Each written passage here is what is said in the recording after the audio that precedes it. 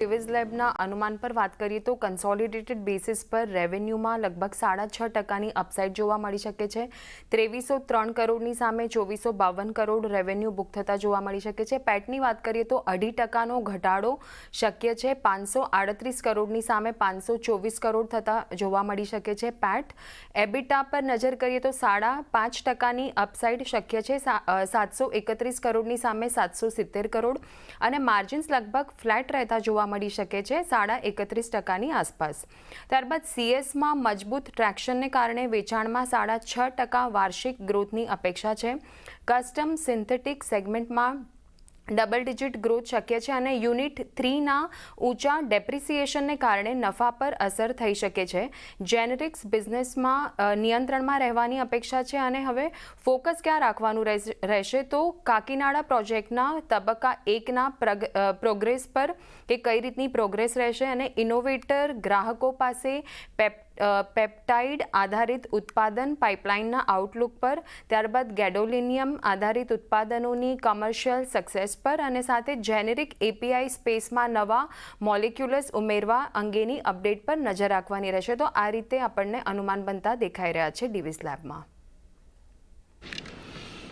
ત્યાંથી જુઓ ખાસ કરીને ડિવિઝ લેબને લઈને આ એક અનુમાન બનતા દેખાઈ રહ્યા છે। આભાર શ્રદ્ધા, અમારી સાથે જોડાઈને આ સમગ્ર વિગત આપવા બદલ। તો ખાસ કરીને પરિણામ અહીંયાથી આવવાના છે કસ્ટમ સિન્થેસિસની અંદર અહીંયાથી ડબલ ડિજિટ ગ્રોથ અને ખાસ કરીને જેનરિક બિઝનેસ એક કંટ્રોલમાં રહે એવી એક અપેક્ષા છે, એટલે એના પર એક ખાસ ધ્યાન રાખીશું। પરંતુ ભાવિનજી, ખાસ કરીને ડિવિઝ લેબ પર તમારો મત લેવો છે, કારણ કે જુઓ અહીંયા પણ આપણે એક સારું પરફોર્મન્સ જોયું છે આજના દિવસે। કાઉન્ટર એના નિયર ટર્મ જે રેઝિસ્ટન્સ છે લગભગ 6285ની આજુબાજુના એની તરફ જ કામ કરતો જોવા મળી રહ્યો છે અને ઓલમોસ્ટ આ કાઉન્ટર તમે જોશો તો ઓક્ટોબર મહિનાથી એક બહુ સીમિત રેન્જ પકડીને ઊભું છે। કઈ રીતે અહીંયા ધ્યાન રાખવું જોઈએ?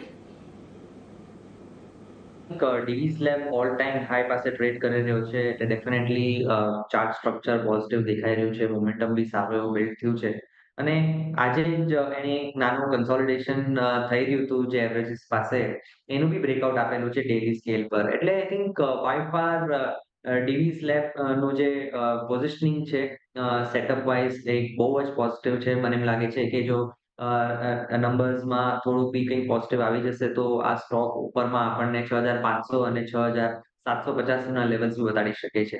મેજર સપોર્ટ જે આપણે અહીંયા ધ્યાનમાં રાખવો છે ડિવિઝ લેબનો એ છે 6200 અને 6150, એટલે એ જે ઝોન છે બહુ જ ઇમ્પોર્ટન્ટ સપોર્ટ ઝોન છે। જ્યાં સુધી બ્રેક નથી થતો મને એમ લાગે છે બાય ડિપ્સની રણનીતિ અપનાવી જોઈએ અને આ એક સારો અપસાઇડ આપણને બતાડી શકે છે સ્ટોક।